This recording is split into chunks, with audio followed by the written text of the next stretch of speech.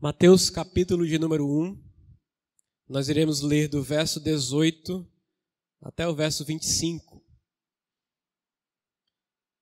Iremos então falar essa noite acerca do anúncio, o anúncio da verdadeira esperança. Vamos ler o texto, diz assim a palavra do Senhor.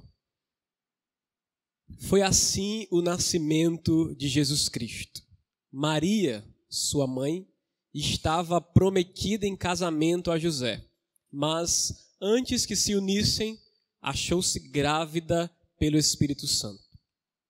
Por ser José, seu marido, um homem justo, e não querendo expô-la à desonra pública, pretendia anular o casamento secretamente. Mas, depois de ter pensado nisso, apareceu-lhe um anjo do Senhor em sonho e disse: José, filho de Davi, não tema receber Maria como sua esposa, pois o que nela foi gerado procede do Espírito Santo.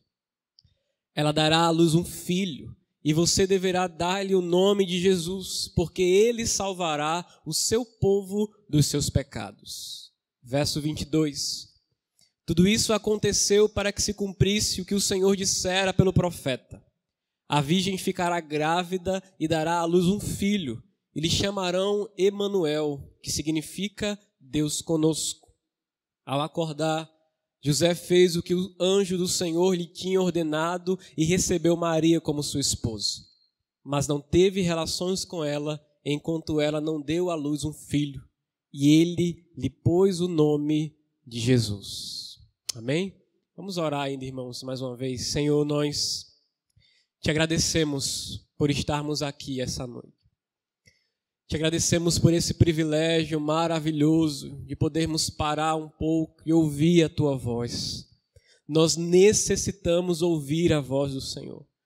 Nós queremos, nós ansiamos ouvir a voz do Senhor. Clamamos para que o teu Espírito possa iluminar a nossa mente, para que compreendamos aquilo que o Senhor tem a ministrar aos nossos corações. E que no final de tudo, somente o nome de Jesus seja glorificado. Renova-nos, edifica-nos, liberta-nos pela Tua palavra. Alcança os corações também daqueles que ainda, ó Deus, não tiveram encontro real e verdadeiro com Cristo. No nome de Jesus, que o Senhor possa glorificar o Teu nome nessa noite, através da ministração da Tua palavra. Assim nós te pedimos. Amém. Amém. Irmãos, eu sempre gosto de trazer exemplos do meu dia a dia quando vou compartilhar um pouco acerca da palavra do Senhor. E essa noite não é diferente. É algo bem recente que aconteceu comigo durante essa semana. E tem tudo a ver com aquilo que nós iremos falar, ou sobre aquilo que nós iremos falar essa noite. Assim que eu cheguei na escola, eu acho que foi na sexta-feira, sim, sexta-feira, e me deparei com um dos alunos muito triste. Era perceptível que ele estava triste, porque ele é um aluno muito alegre, muito feliz, muito brincalhão. Logo cedo está conversando, está brincando, está tirando onda com os colegas, mas neste dia, na sexta-feira, eu já percebi que a aparência dele estava triste. E eu então fui perguntar o porquê, o que é que estava acontecendo. E ele então perguntou para mim: o senhor soube que a minha mãe veio aqui para me tirar da escola integral? Eu disse: não. Eu não vou dizer o nome dele porque depois esse vídeo vai estar por aí, senão ele descobre, né? Que eu estou expondo a vida dele. Eu disse: não, o que é que aconteceu? Minha mãe veio me tirar da escola integral, ela vai me colocar na escola regular. A gente passa o dia todo na escola. E ele não se adaptou à escola integral. Só que ao mesmo tempo que ele quer sair da escola integral, ele não queria ir embora, porque ele tinha uma afetividade com seus colegas, ele gostava da sua turma. E eu então disse para ele: mas estamos em processo de adaptação. Foi o primeiro ano. Tem 3 anos ainda pela frente, ele vai começar o ensino médio. Continue, vai dar certo. tem tudo para você trilhar um caminho legal, tá só começando. E ele então disse: professor, o senhor sabe que o problema não é só esse. Não é somente escola integral. Na realidade, eu não sei qual é o sentido da minha vida. Ele foi bem direto, irmãos. Ele foi bem objetivo naquilo que ele externou. Eu não sei qual é o objetivo da minha vida. Eu não sei porque eu estou aqui. Eu não sei porque eu nasci. Eu não sei para onde eu vou. Os irmãos sabem o que é que eu fiz depois disso, né? Eu olhei para o rosto dele e disse: você precisa da verdadeira esperança. Você não tem a verdadeira esperança morando dentro de você. Eu sei para onde vou. Eu sei o que estou fazendo aqui. Sabe, todos os dias que eu entro na sala de aula para ministrar para você, para a sua turma, eu estou trabalhando, eu estou dando aula para a glória dele, para a glória de Jesus. Eu sei que quando eu fechar os olhos aqui na terra, eu irei abrir os meus olhos na eternidade, irei contemplar Jesus, irei ver Jesus. Você precisa de Jesus. Você precisa entregar a sua vida a Jesus. Eu quero lhe falar acerca da verdadeira esperança. Irmãos,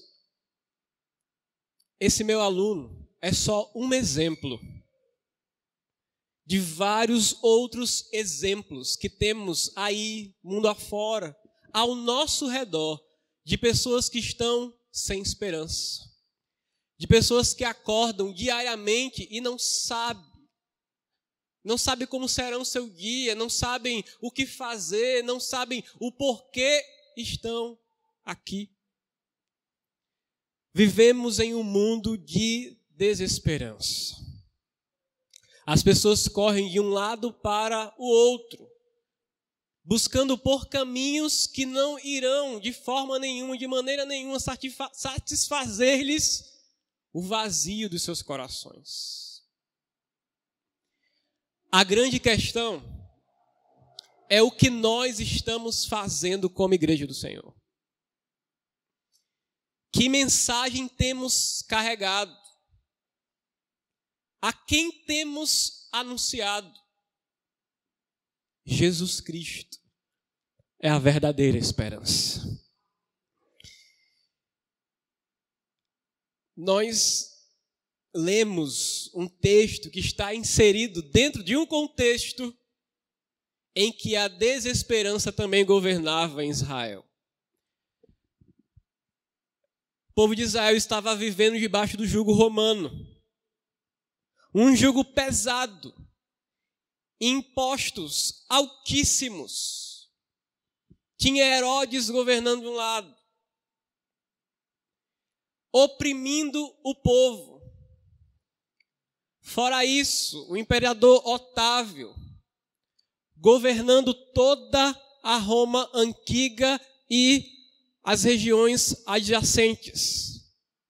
Roma conquistava territórios e impunha sobre esses territórios o seu poder, a sua política, o seu governo, os seus deuses.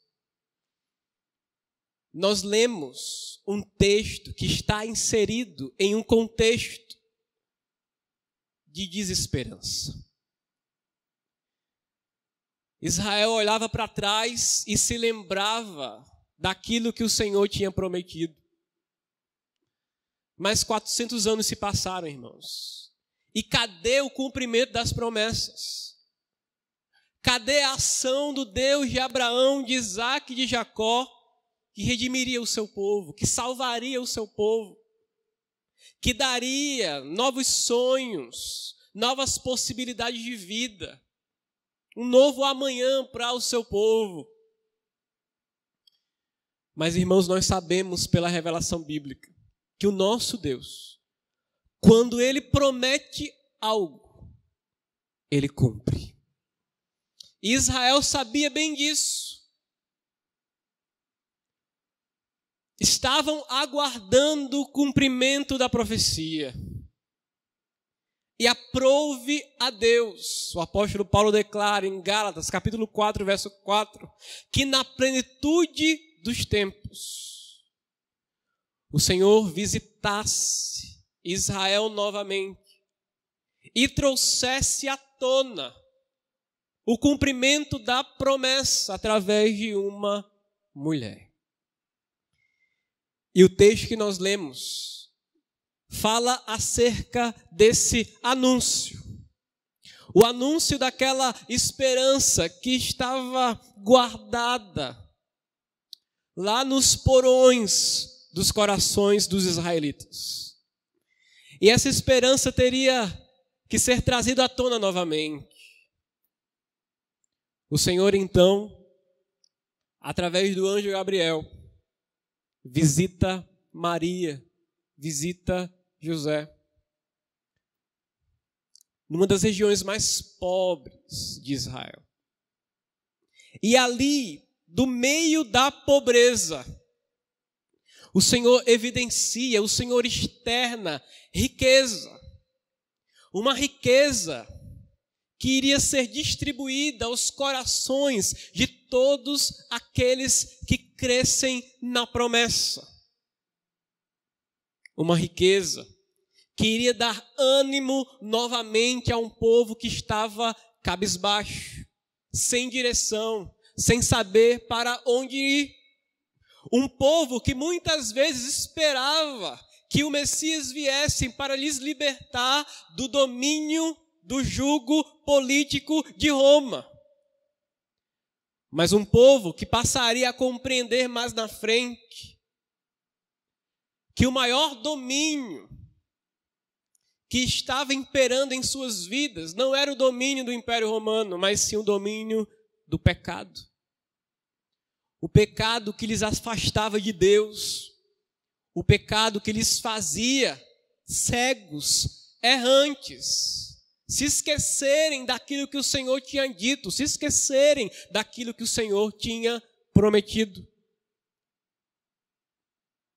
Esse anúncio do nascimento de Jesus Cristo trouxe esperança, não somente para o povo de Israel, mas trouxe esperança para toda a humanidade. Nós podemos confirmar essa verdade observando o texto e o desenrolar das consequências que esse encontro entre Gabriel, Maria e José proporcionou. Acompanhe comigo o texto, no verso 18. O evangelista Mateus ressalta o fato de Maria e José estarem se preparando para casar. Irmãos, o matrimônio era algo muito importante e apreciado pelo povo judeu. Maria ele estava aguardando o dia em que selaria a sua união com seu futuro esposo. Mas foi surpreendida ao saber de uma ação sobrenatural que estava se efetivando em seu ventre. O próprio Espírito de Deus gerou em seu interior aquele que se tornaria o Salvador da sua alma, o Salvador do mundo. Em uma ação sobrenatural, o anjo disse para ela que o ente que estava sendo gerado em seu ventre era santo. E havia objetivos específicos em que o Deus de Israel, o Deus soberano, faria através desse ente santo que estava em seu ventre. No verso 19, José ele é apresentado como um homem justo. O que um homem irá pensar quando descobre que a sua futura esposa está grávida e não tinha tido ainda contato físico, relacionamento sexual com ela? José, por ser justo, a Bíblia fala que ele prefere então se afastar de Maria, para que ela não fosse acusada publicamente de adultério, nem ser apedrejada. ele poderia ter exposto a notícia inesperada e acusado publicamente Maria de adultério. Nós já podemos perceber, a partir do seu comportamento, o agir de Deus no meio desse aparente conflito do casal. Pois o Senhor já preparava o coração de ambos para aquilo que estava por vir. Deus já estava administrando a situação, organizando os corações de ambos, tanto de Maria, que recebeu a notícia de que seria mãe de uma criança sem ter tido contato físico com seu futuro esposo. E também Deus estava preparando o coração de José para receber essa criança. No verso 20, Deus intervém no drama familiar, revelando agora a José, por meio de sonho, através do anjo Gabriel, que o que estava se esboçando não era o pecado ou a infidelidade da jovem Maria, mas sim a ação soberana do Senhor, promovendo um episódio extraordinário que iria mudar a história da humanidade para sempre. O anjo também lembra a José de que ele era descendente do rei Davi. Com essa memória trazida à tona, apresenta-se a necessidade de José alertar-se para o fato de sua ascendência ser beneficiária de uma promessa. Uma promessa que constava na verdade de que, de um descendente de Davi, viria aquele que redimiria Israel dos seus sofrimentos espirituais e renovaria o seu povo com justiça, perdão e amor. José era descendente de Davi. E sobre a casa de Davi havia uma aliança. Aliança feita pelo Senhor nosso Deus. Essa aliança então é relembrada. O descendente de Davi deveria dela se apossar, pois da sua família viria aquele que iria transformar de uma vez por todas a história do seu povo. No verso 21, Gabriel, o anjo, agora especifica o porquê do advento de Cristo, que é perdoar os pecados de seu povo.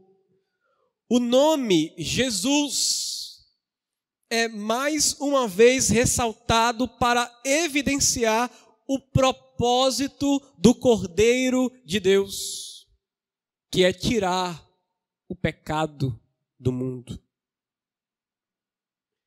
Já nos versos 22 e 23, nós temos agora de forma plena sendo mostrada para nós o cumprimento da profecia de Isaías,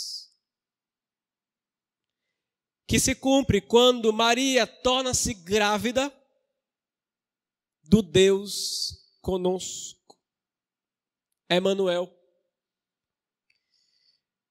Esse nome de Cristo evidencia a sua condescendência, imanência, em tornar-se como um de nós para remir-nos e acalentar-nos com sua inigualável presença. Se nós formos ler Isaías capítulo 7, nós iremos ver o profeta declarando que a virgem iria conceber, dar à luz a um filho, e poria o seu nome de Emanuel. Aquela profecia de forma imediata se cumpriu no filho do profeta Isaías, quando o Senhor traz à tona a esperança de que Judá seria destruída, mas um dia o Senhor iria renová-la. Mas de forma plena, irmãos, cabal, completa. A profecia se cumpre na vida de Maria e de José. o Senhor lembrara da promessa que tinha anunciado. O povo que estava sem esperança agora poderia apalpar através do nascimento daquele menino. E anteriormente, através do anúncio acerca do ente santo que estava no ventre daquela virgem, que o Deus de Israel, que é poderoso para cumprir aquilo que prometeu, é o mesmo Deus que não deixa o seu povo só. É aquele que está no controle, é aquele que está no domínio, é aquele que está sempre à frente da história do seu povo. No verso 24, prontamente José, ele obedece à ordem do seu Deus e entende que aquilo que estava acontecendo era uma ação soberana do Todo-Poderoso. E no verso 25, nós vemos no texto que José, ele então não teve relações com Maria, permanecendo a mesma virgem, revelando então a natureza pura da criança que estava no ventre de sua esposa. E ao nascer, o menino foi chamado de Jesus, como lhes ordenara o anjo, ratificando, confirmando o ministério redentivo do Filho de Deus. Irmãos, diante desse texto, nós precisamos considerar algumas questões. Em primeiro lugar, no decorrer da história, e entenda isso, Deus sempre se lembra do seu povo e age para socorrê-lo. Eu quero lhes lembrar aquilo que aconteceu com o povo de Israel lá no Egito. E nós iremos agora tratar acerca de 2 jugos, de 2 domínios. No Antigo Testamento, ali, o povo de Israel estava no Egito, sob o jugo, sob o domínio da nação mais poderosa do mundo da época. A palavra fala que o povo de Deus começa a clamar por ele, a clamar em socorro. Escute, Êxodo capítulo 2, versos 23 e 25, diz a palavra do Senhor: decorridos muitos dias, morreu o rei do Egito.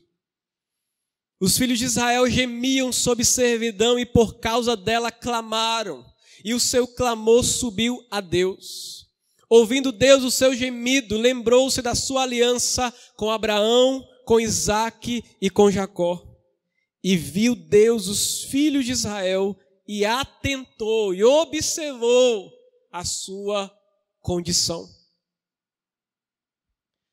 Quando Deus escolhe um povo para si, ele não abre mão desse povo. Os seus escolhidos estão sempre em suas mãos. Mesmo que estes sejam disciplinados, castigados por causa dos seus muitos pecados, a palavra fala que o Senhor sempre está pronto para socorrer, para auxiliar e para ajudar o seu povo. Israel vivia debaixo do domínio do Egito.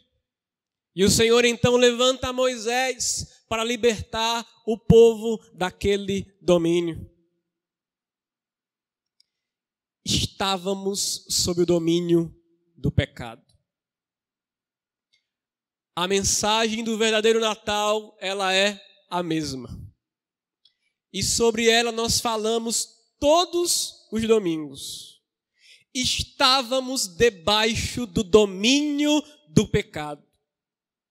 O apóstolo Paulo declara: errantes, cegos, preparados para sermos condenados. O inferno estava à espreita, aguardando-nos, até que o Senhor, através do seu Filho, olhou para nós.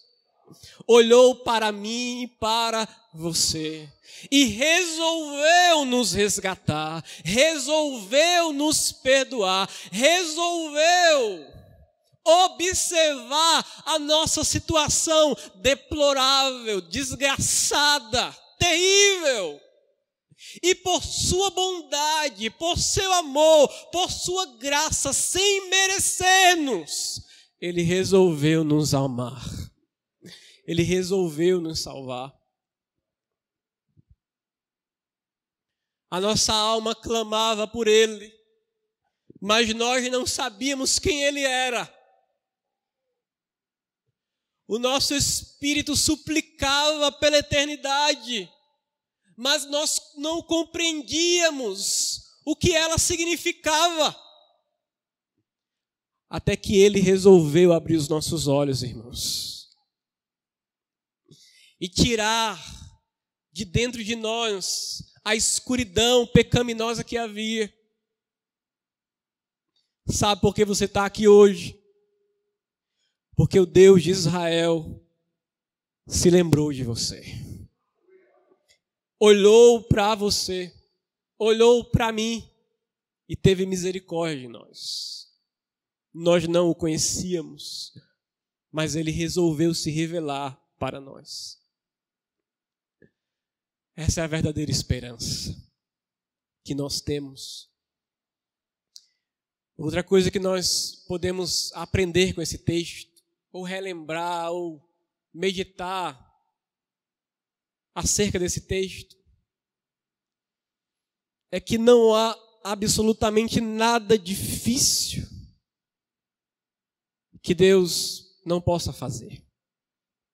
Simplesmente pelo fato dele ser Deus.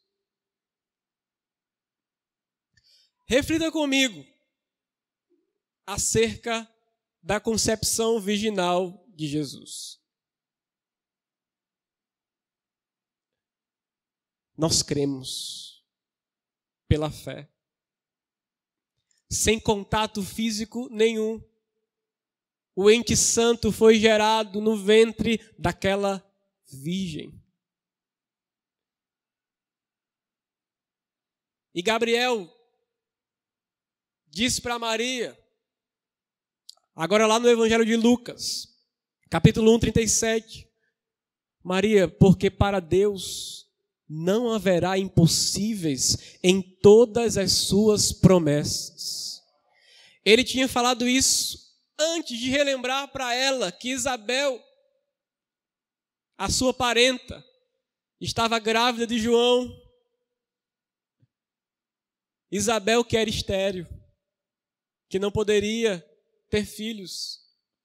Olha o nosso Deus soberano agindo, fazendo com que a estéril tenha filhos e fazendo com que uma virgem também tenha filhos. Quando pensamos sobre isso, nós necessariamente temos que chegar à conclusão que a ação soberana de Deus, ela vai muito além da nossa compreensão. Nós não podemos entender de forma plena, irmãos, os propósitos, os projetos, os desígnios de Deus. Uma certeza apenas temos: se Ele quer agir, Ele irá agir e ponto final. Da forma como Ele quer, da maneira como Ele quer, seja inexplicável, seja de forma sobrenatural.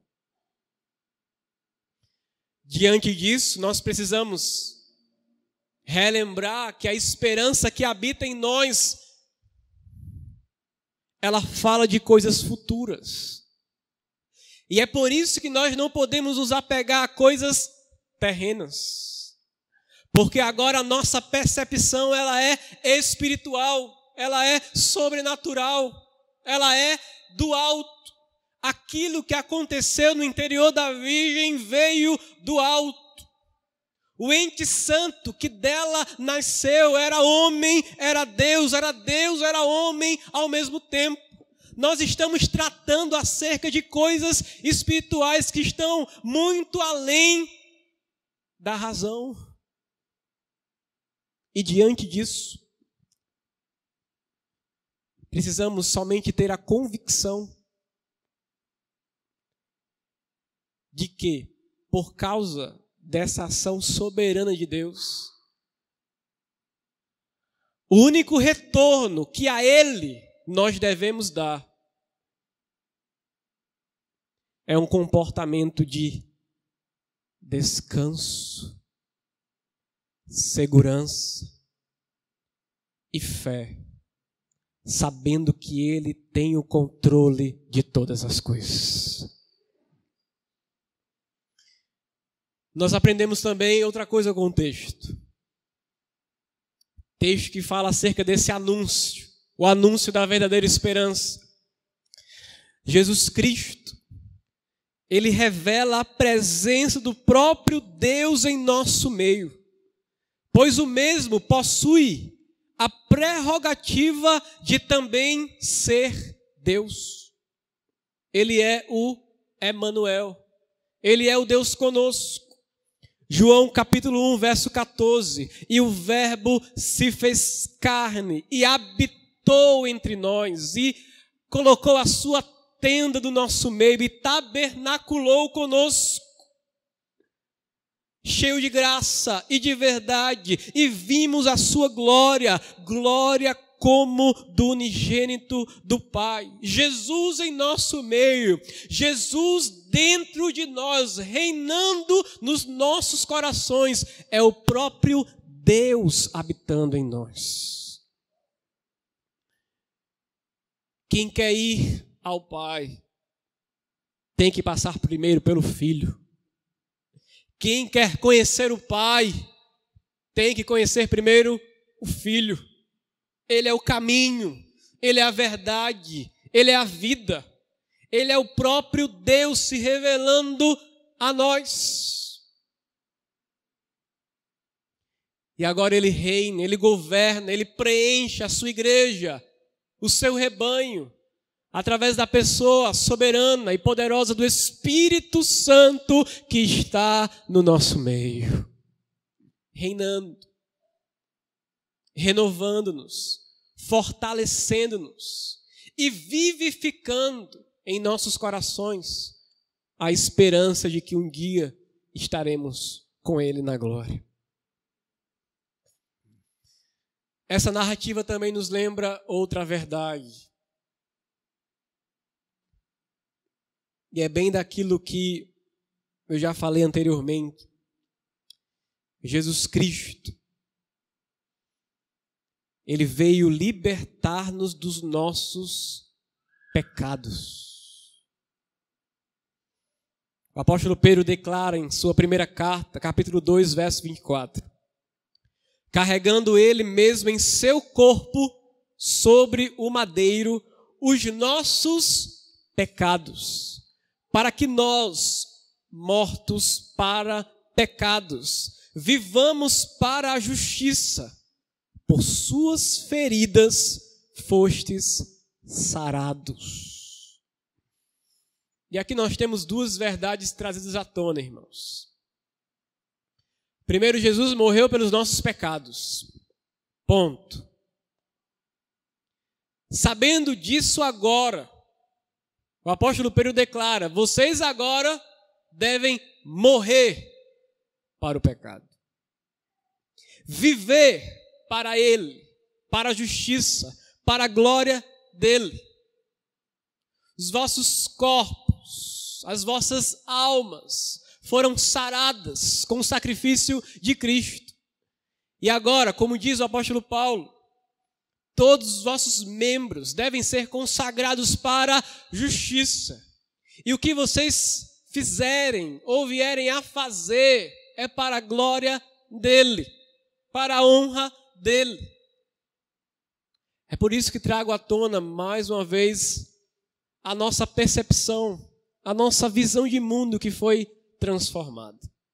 Irmãos, pela revelação bíblica, nós precisamos entender que acabou. acabou. Acabou aquela vida desenfreada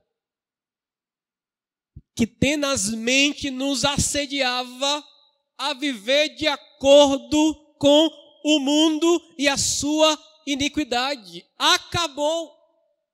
Uma vez que ele nos alcançou, nós agora devemos viver totalmente, buscando a sua justiça, vivendo de maneira justa, santa e irrepreensível, tendo como meta, tendo como alvo, ser como Cristo, não perfeitos, mas em processo de santificação, até aquele dia que nós seremos como Ele é, nós veremos como Ele é e estaremos para sempre com Ele na glória.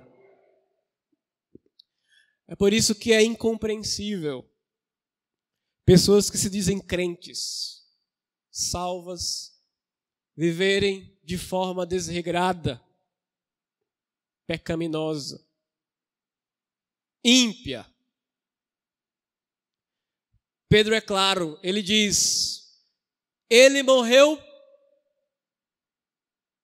para nos perdoar os pecados. E hoje nós estamos mortos para pecados, para os pecados.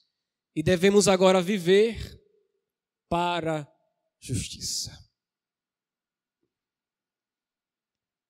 Mas ainda, o anúncio do nascimento de Jesus nos traz outra verdade. Que é, irmãos, a esperança de uma eternidade segura que sobrevirá àqueles que possuem Cristo como Senhor e Salvador. Abra sua Bíblia comigo em Colossenses, capítulo 1. Vamos ler a partir do verso 24. Diz assim a palavra do Senhor: agora me regozijo nos meus sofrimentos por vós e preencho o que resta das aflições de Cristo na minha carne a favor do seu corpo, que é a igreja, na qual me tornei ministro de acordo com a dispensação da parte de Deus, que me foi confiada a vosso favor, para dar pleno cumprimento à palavra de Deus. Verso 26. O mistério que estivera oculto dos séculos e das gerações, agora, todavia, se manifestou aos seus santos, aos quais Deus quis dar a conhecer qual seja a riqueza da glória deste mistério entre os gentios, isto é, Cristo em vós, a esperança da glória. O apóstolo Paulo está falando aqui acerca de uma porta enorme que se abriu para os gentios, para mim e para você. Mistério que estava oculto em tempos passados se revelar através da pessoa de Cristo Jesus. E o mistério concebia na seguinte verdade: um dia todos os povos, sejam judeus, gregos, romanos, quem quer que seja, passariam a ser beneficiados através da graça de Cristo, alcançando-os com seu amor e com a sua misericórdia. Não haveria mais um povo seleto como Israel tinha sido. Mas agora absolutamente todos os povos, de todas as etnias, têm o privilégio de, crendo em Cristo, ser salvo e ter a garantia de salvação eterna. Acerca daquilo que nós lemos e falamos, a grande questão que fica para nós, Igreja do Senhor, E para você que nos visita hoje, que ainda não teve encontro com Cristo, a grande pergunta que fica é: qual é, irmãos, de fato a nossa esperança? Qual é a nossa esperança? Os dias têm passado e nos apercebemos o quanto os homens têm colocado as suas esperanças em coisas daqui, passageiras, terrenas. E o quanto nós, como igreja do Senhor, temos caído nesse pecado, nos apegado às coisas materiais. Qual é a nossa esperança, irmãos? A profecia de Isaías, capítulo 7, se cumpriu. A profecia presente em todo o livro de Apocalipse, que fala que um dia ele vai voltar, se cumprirá também. E o que é que nós aguardamos? O que é que nós desejamos? O que é que nós ansiamos? O que está em nossos corações? Qual é o sentido da sua vida? Você tem as mesmas indagações que o meu aluno tem? Por que é que eu estou aqui? Qual é a minha esperança? Como será o meu futuro? Para onde eu vou após morrer?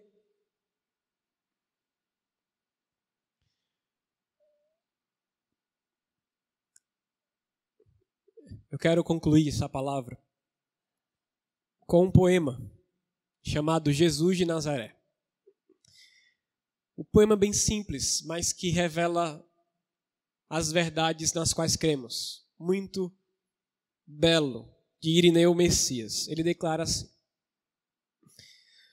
sinto cá, dentro de mim, um desejo tão profundo que ninguém aqui neste mundo não imagina como é. Conhecer melhor o Filho de Deus, que por mim no Calvário morreu. Seu nome é Jesus de Nazaré.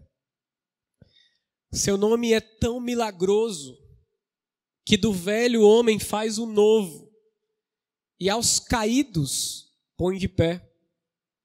O coração triste enche de gozo. Seu nome é Jesus de Nazaré. Sua graça infinita trouxe para todos a bênção inaudita, a salvação pela fé. Pode escrever em qualquer vida uma linda e nova história. Por isso, te damos glórias, ó Jesus de Nazaré. Subiu ao céu ressurreto, deixou-nos seu Espírito Santo, o divino Consolador, que enxuga todo o pranto do arrependido pecador que humilhado a ele vier. Seu nome maravilhoso inunda meu ser de tanto gozo. Bendito seja Jesus de Nazaré. Jesus de Nazaré, unigênito Filho do Pai. És o caminho que tanto procurava, agora não procuro mais, pois teu Espírito glorioso consola sempre a minha vida, firma meus pés nas tuas trilhas e enche a minha alma com a tua paz. Nós temos a paz que o mundo não pode dar. Cristo em vós, a esperança da glória. Que não possamos abrir mão dessa mensagem gloriosa, por aquilo que o mundo pode dar ou oferecer. A minha esperança é Jesus, a minha alegria é Jesus. Quando eu fechar os meus olhos aqui na terra, eu verei Jesus, Jesus, Jesus, Jesus. É a verdadeira esperança da igreja. Amém?